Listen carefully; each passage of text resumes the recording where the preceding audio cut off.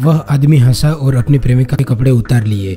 उसे कहा कि जाके उस मोटे आदमी को बहकाए। उसकी प्रेमिका हैरान थी कि क्यों। पता चला कि आदमी और उनका भाई स्की करना चाहते थे, लेकिन टिकट खरीदने के लिए पैसे खर्च नहीं करना चाहते थे और वह मोटा आदमी स्की रिंग का कर्मचारी है। इसे समझाने के बाद वे मुफ्त में स्की मैदान में प्रवेश कर सकेंगे। इस तरह के बेशर्म अनुरोध को मानते हुए लड़की ने हाँ भरी। वह मोटे आदमी के पास चली गई। उसने पहले सिगरेट पेश की, फिर कहा कि वह और उनकी दो बहनें स्कीइंग करना चाहती है, लेकिन वे पैसे भूल गई थी। क्या आप हमें अंदर जाने दे सकते हैं? मोटे आदमी ने 3 खूबसूरत लड़कियों के साथ अपनी अप्रत्याशित मुलाकात के बारे में कल्पना की। वह तुरंत मान गया, लेकिन कुछ समय के बाद उसने देखा कि लड़की 2 आदमियों के साथ आई। वह गुस्सा होकर बोला, बहनें। तीनों लोग जल्दी से केबल कार पर बैठ गई और भाग गए। बिना शर्म के वे शाम को फिर से आए। इस बार मोटे आदमी ने उन्हें रोका, कहा इसे बंद किया जा रहा है। अप्रत्याशित रूप से पुरुष ने उसे धमकी दी कि अगर तुम हमें अंदर नहीं जाने दोगे तो हम तुम्हारी फरियाद करेंगे कि तुमने हमें दिन में मुफ्त में जाने दिया था। मोटा आदमी दंग रह गया।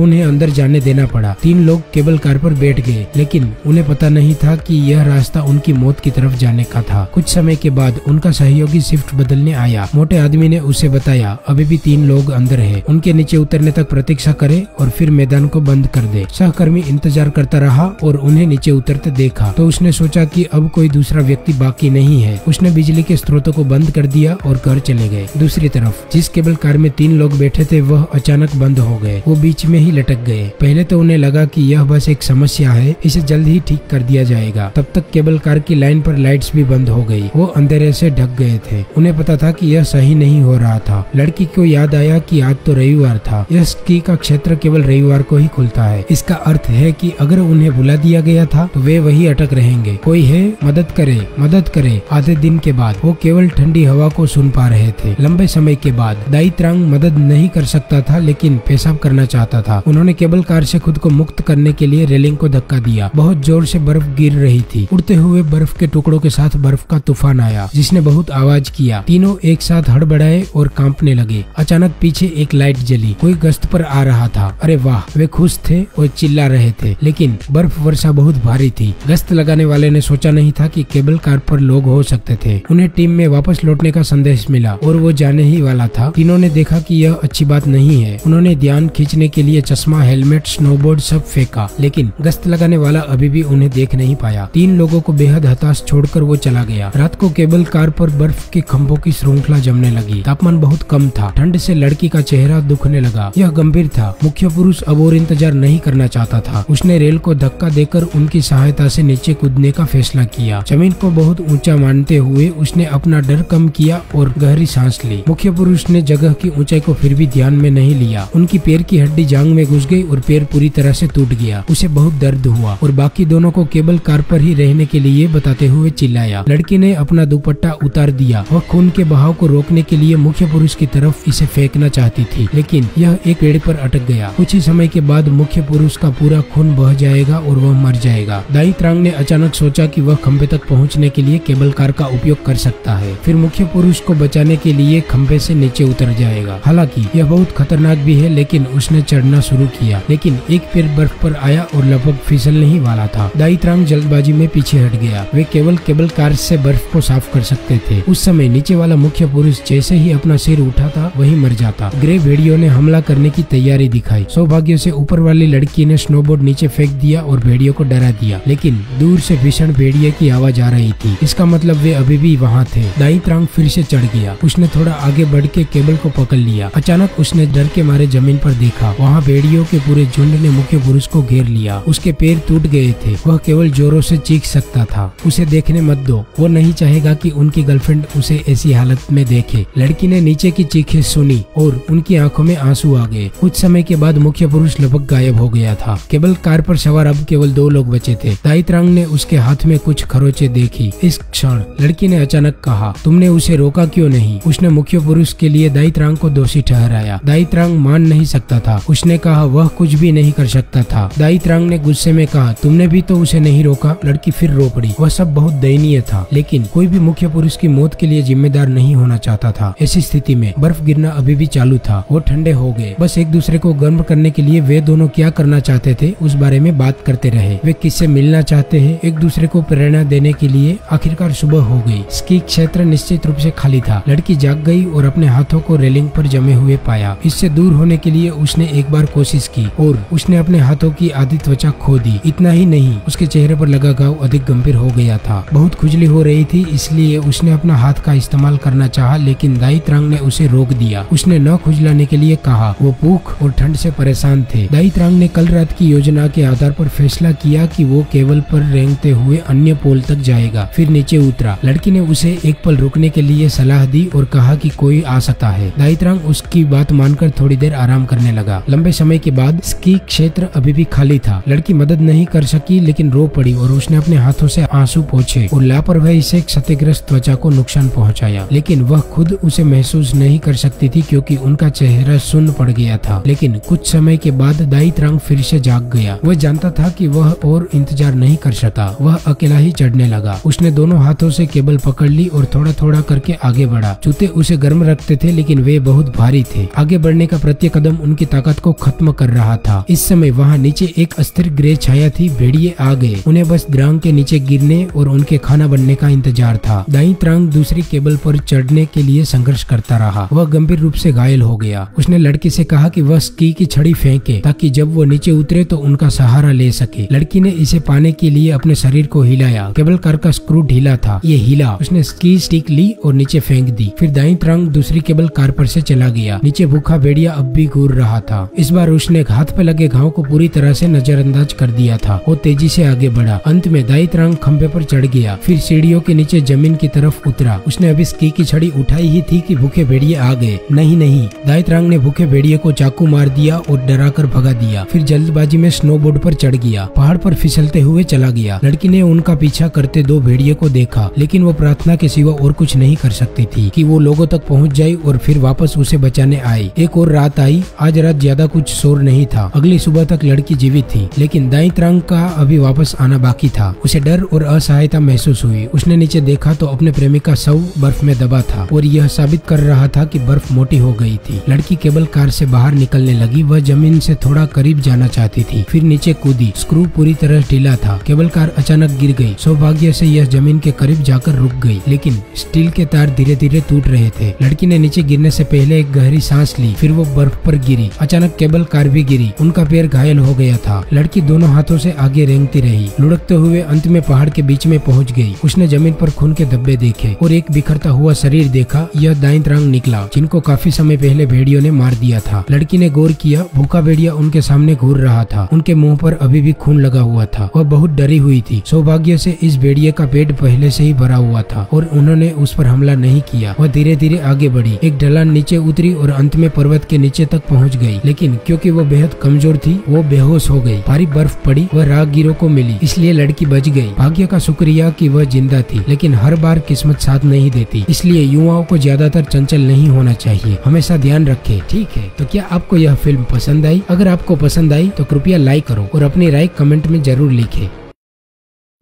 इस वीडियो को यहाँ पर ही खत्म करते हैं। इस वीडियो को देखने के लिए बहुत बहुत धन्यवाद। क्या आपको मजा आया?